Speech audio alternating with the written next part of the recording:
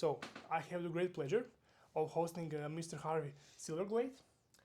Thanks so much for your time and for doing this podcast. My pleasure. Wonderful. So, my first question would be what first led you to career in law? Oh, I was an undergraduate at Princeton. Uh-huh. Princeton sent, I was a pre-med. Mhm. Princeton sent me to Paris this summer between my sophomore and junior years. It was the first time I was away from my parents. They're the ones who wanted me to be a doctor. And I thought about my life, and I thought that I really am not interested in medicine. I'm interested in law because I'm more interested in the problems people cause for other people than I'm interested in what germs do. I Okay. see. I came back and I switched from pre-med to pre-law.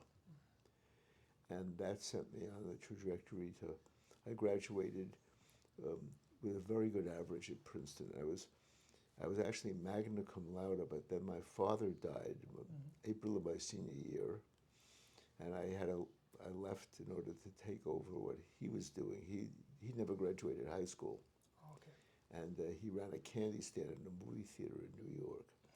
And I went to take that over, and I told my mother that I was going to have to postpone going to law school because we had no money and someone had to run the candy stand. She said she would run it if I would teach her how to do it. It was not very hard.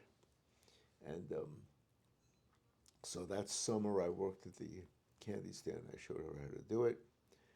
I left for Cambridge for law school, and I came in on weekends whenever I could to help her. But that was my trajectory. Wonderful. And you have worked on many high-profile cases. So, what's the one that stands out to you the most, and why? Oh, that's a hard question. It is. I'm actually working on an autobiography now and a memoir of my late wife. So I've thought a lot about my cases. And I think that the first case that I did with Alan Dershowitz, Sheldon Siegel, the Jewish Defense League. Shall I go into the details? Yes, I mean, if you like, of course. Okay. Siegel and a few other members of the Jewish Defense League were indicted for murder. What happened was they were trying to harass Saul Hurok, an impresario who brought in musical acts from the Soviet Union, the then Soviet Union. The Jewish Defense League had a thing against the Soviets because of their treatment of the Jews. And they set off a bomb in Saul Hurok's office. However, it did not kill Hurok. It killed a Jewish secretary, Wow. Iris Cones. And they were indicted. And Alan and I were asked by some rabbis in New York to represent Sheldon Siegel. Now, this would have been, it was Alan's first case. And it would be about 1969, I think, 2 years after I graduated law school. And we undertook the representation of Siegel. And throughout the entire pretrial proceedings, we were trying to figure out who the informant was. I see. On the day before trial was scheduled to begin, Sheldon confessed to Alan and me that he was the informant, but that he's changed his mind and he doesn't want to testify. So that completely, I wanted to get out of the case because I've never represented an informant. Alan begged me to stay in the case. First of all, he didn't know what he was doing. He had never tried a case before. He needed me. And So I agreed to stay in the case reluctantly. And we had a very hostile judge, Arnold Bauman. You wouldn't know him or anything about him, but he was, believe me, he was very hostile. He was the judge who sentenced the Rosenbergs to death. In any event, so we figured out a strategy for how to deal with the main government witness, a New York City detective named Santo Parola. He testified about what Siegel had said and done, and he was lying.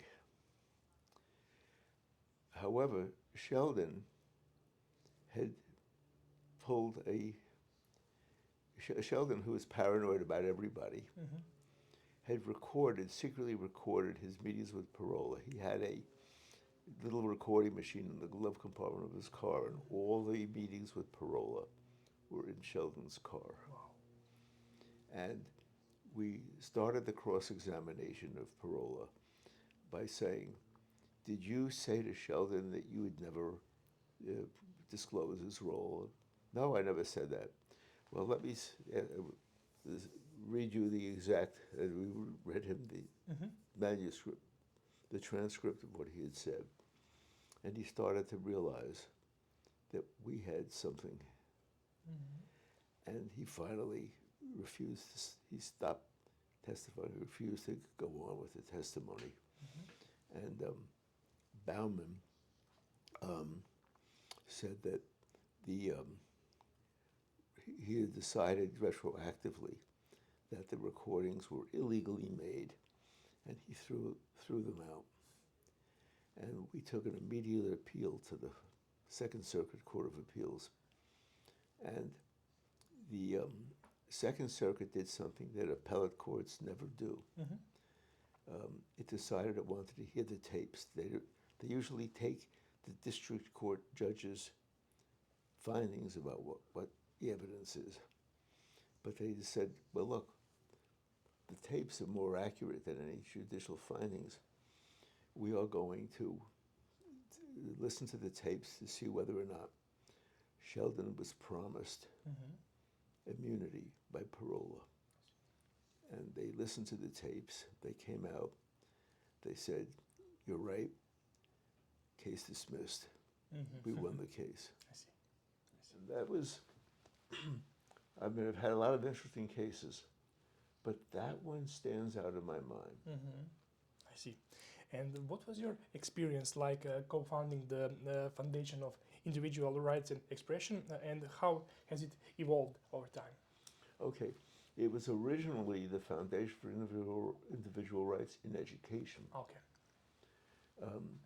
We started FIRE because at that point the ACLU was starting, it got a new executive director, Ira Glasser, who was the longtime executive director, was a real civil libertarian. The board decided that they wanted to have a gay Hispanic. This is the problem with affirmative action. Yeah. And they hired Anthony Romero away from the Ford Foundation, which wanted to get rid of him, which the ACLU didn't realize at the time. I see. He comes in and he leads the ACLU down a completely different path. They weren't interested in civil liberties. They were interested in progressive causes. That's fine, except that there's only one organization in the country that's devoted to civil liberties. Right. And to have it join the... So I decided, and I was president of the Massachusetts chapter of the ACLU for 2 years, and I was on the board for 30 years. Wow. I decided with Alan Charles Coors that we had to do something.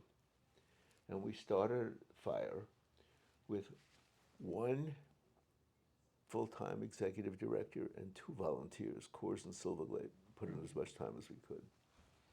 And I predicted that FIRE would be out of business in 10 years because the idea of censorship and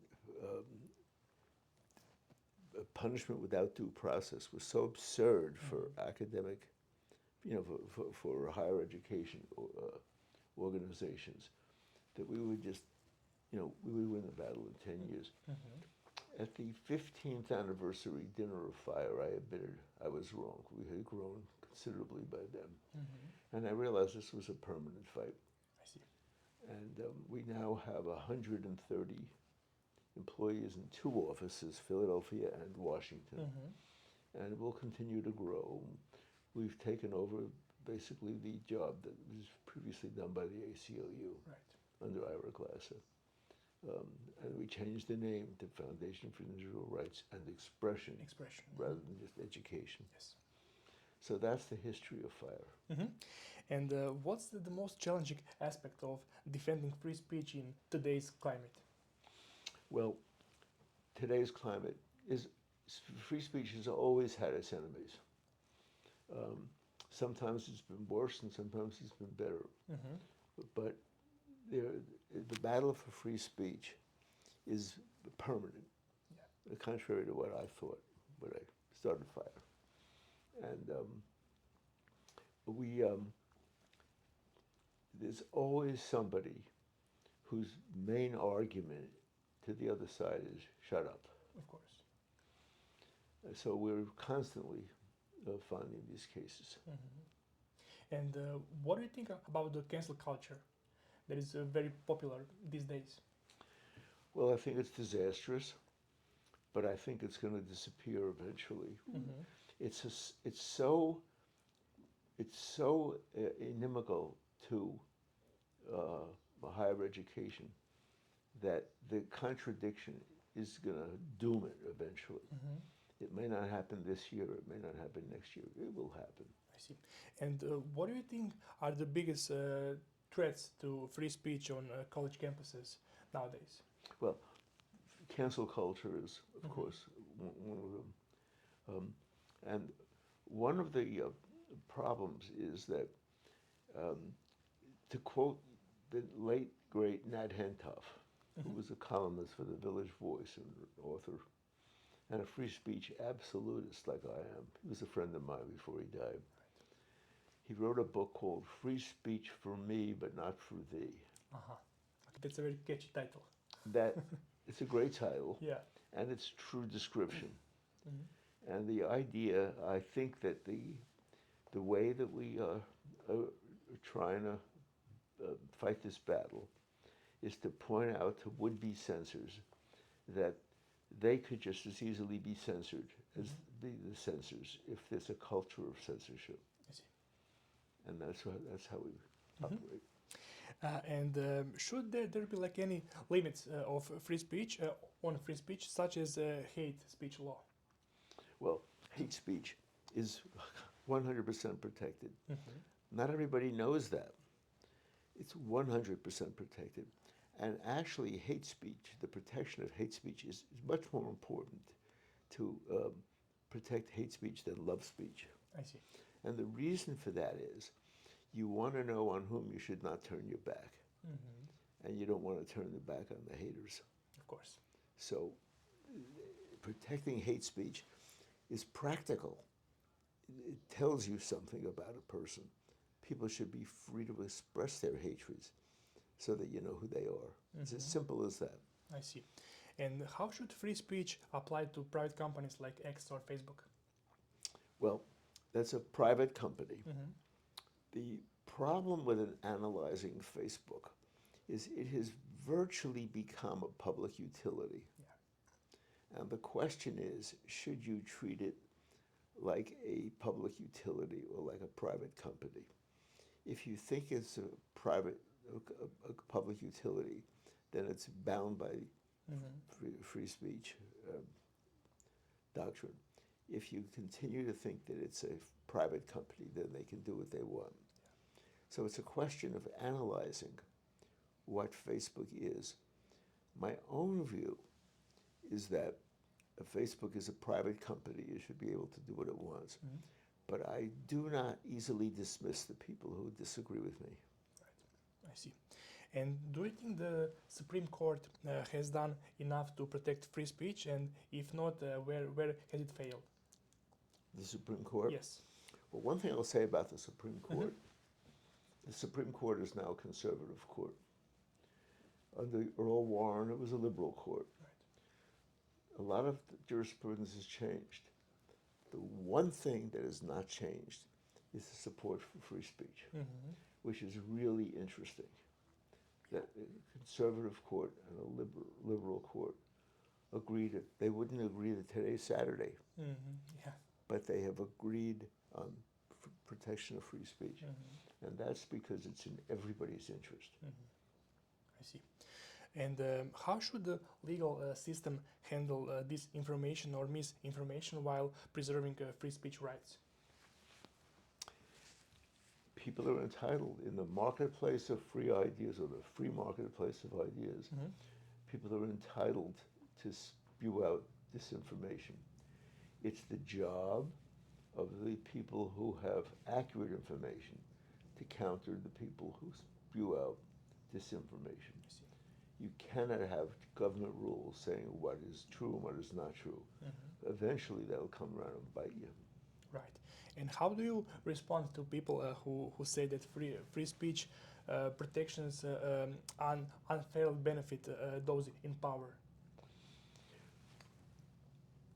It's always been true that the people who have the megaphone power than not. But there's no solution to that. There now are a lot of local newspapers, for example, very small operations that were started on a shoestring. Not every newspaper is the New York Times or the Wall Street Journal. And the newspapers tend to be liberal, but then you have something like the Journal, which is conservative. Right. So, and the Boston Herald is conservative. So it's not such a problem. And the Washington Post? The Washington Post is in chaos right now. I see. So I don't know where it's going to emerge. Is Jeff Bezos Jeff Bezos owns the he Washington owns Post. Yeah, okay. Yeah. And how has the legal profession changed since you started practicing law in the 60s? Well, it's always been dominated by large law firms. I chose not to join a large law firm. For many years, I had my own law firm. I now am of counsel to a law firm that the senior founding partner, Norman Zolkine, was a partner of mine years ago in Zolkine and Silverglate, my first partner. So I'm working with Norman. I see. And have you ever had a case where your personal beliefs clashed with your professional duty, and how did you handle it? Well, the Jewish Defense League case Yes, of course. was that's paradigmatic. But many times I've represented American Nazis. I'm Jewish. They want to see me gone, but I was willing to represent them in a speech case. That's not too difficult to do. You have to separate yourself from the client. You have a principle. When you represent a murderer, you're not in favor of murder. Of course. Right? That's the nature of criminal law. So I'm okay with representing people who disagree with you, who hate me. Okay. So what is your perspective on Alan Dershowitz and his involvement in defending people like Jeffrey Epstein and Donald Trump? Oh, I applaud him for that. He disagrees with Donald Trump's politics, but he represented him. And Jeffrey Epstein, Alan didn't know that Jeffrey Epstein was a pedophile when he represented him. He got himself into a real jam. There was this phony story that he was involved with the women, Jeffrey Epstein's women. It's simply not true. I've known Alan since I was in law school. We met in 1964 when he was a first-year professor. I was a first-year student. I've been a friend of his since 1964. It's like 60 years, right? Yes. Mm-hmm. And so I know Alan very well. I represented him. I've only taken one divorce case in my life. That was Alan's divorce case. Oh, really? And his then wife was mentally ill. Mm-hmm. He wanted custody of his two boys. He begged me to take his case. Mm-hmm. I said, I don't do divorce. He says, yeah, but this is not a divorce case. This is a custody case. Yeah. So I represented, and no husband had ever in Massachusetts history gotten custody of children. It was always the wife. I see. And I got him custody of the two boys. And speaking of Epstein, what were his connections to MIT and Harvard? Well, he had relations with Harvard and MIT. Mm-hmm. He gave money, Yeah. fairly large amounts of money, and inveigled himself into the confidence of faculty members and administrators. Okay.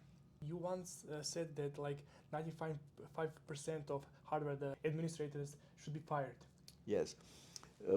College is way too expensive. Mm-hmm. And the reason it's so expensive is that there are 2.5 times the number of administrators as professors. 2.5 Wow. Administrators for every professor. Mm-hmm. And they don't have anything to do except cause trouble. Mm-hmm. They have kangaroo court speech codes, blah, blah, blah, blah. If you fired 80% of them, you would not miss them. Believe me, you would not. I was a professor. I'll tell you that story. Mm-hmm, of course. I taught at Harvard Law School for one semester. Mm-hmm. And I saw it from the inside. If you fire 80% of them, you improve the education, you improve the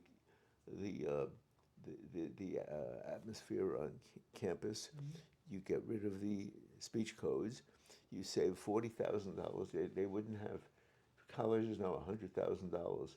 It would be $40,000 cheaper if you got rid of the administrators. So all around in economics and in terms of the campus culture, you would do great getting rid of the administrators. I ran 1 year for Harvard Board of Overseers. I barely missed making it. Mm-hmm. I got the most votes of any candidate who did not win it. But my platform was to fire 60% of the administrators, maybe more. Yeah. When I would get into the position, I would see we could probably get rid of 80%. Mm-hmm. And why do you think Harvard hires them? Every college hires them. Mm-hmm. They have taken over American higher education. If I was on the board, I would get rid of them. Mm-hmm. Somehow, I don't know how they did it, but they should be fired. Mm-hmm. And what was it like defending Donald Trump's lawyer, John Eastman, in a 2020 U.S. presidential election? Well, first of all, I would take any case. Mm-hmm. The fact that Eastman and I don't agree politically has nothing to do with anything. Right. Number one. Number two, he is actually innocent of any crime whatsoever. Mm-hmm. And we're going to win every single case. I'm absolutely confident of it. Mm-hmm. Right. He acted as a lawyer. Mm-hmm. Mm-hmm. And you once said that the FBI is corrupt and that it should be abolished. Yes. Here's how the FBI works. Mm-hmm. They come to interview you. Okay. 2 agents show up. One takes notes. Mm-hmm. The other one asks the questions. Okay. The one who takes notes writes up it's called a Form 302. Mm-hmm. Writes up what it is, what the questions were and what the answers were. I have never seen a 302 that's accurate. Mm-hmm. The 302 is what the agent wants to think the person said. Mm-hmm. When a client of mine is asked to be interviewed by the FBI, I bring a tape recorder. I put it out on the table. The agent says, "Oh, I'm sorry, Mr. Silverglate, but we have a regulation that we are not allowed to record." The agent is taking notes. I said, "Well, that's too bad. I'm really sorry because I'm going to have to leave with my client now. I have a policy too. My policy is not to have my client interviewed without a tape recorder going. And I've never had a client interviewed by the FBI." Wow. Your book, Three Felonies a Day, argues that the average American commits daily crimes. So what are the most shocking examples of this statement? Well, the nature of federal criminal law is as follows. There is no plenary jurisdiction the feds have over daily life. That's the state common law, state. But the way the feds do it is they have mail fraud and wire fraud. If in the course of conducting what the feds claim is a crime, you use a telephone, you write a letter, those are all federal concerns because they involve interstate commerce. The post office is a federal agency. Yeah. So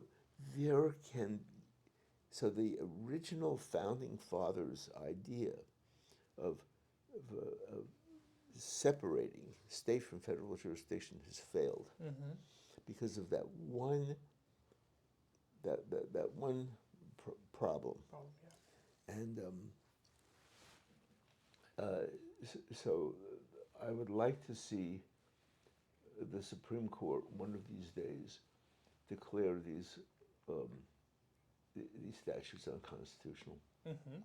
And why do you think prosecutorial overreach has become so common these days? Because the feds want more power. Yeah. They want more agents.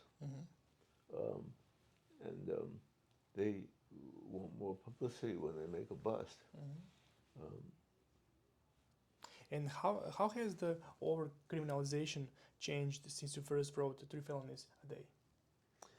Well, the book is well recognized now as an argument for cutting back federal power.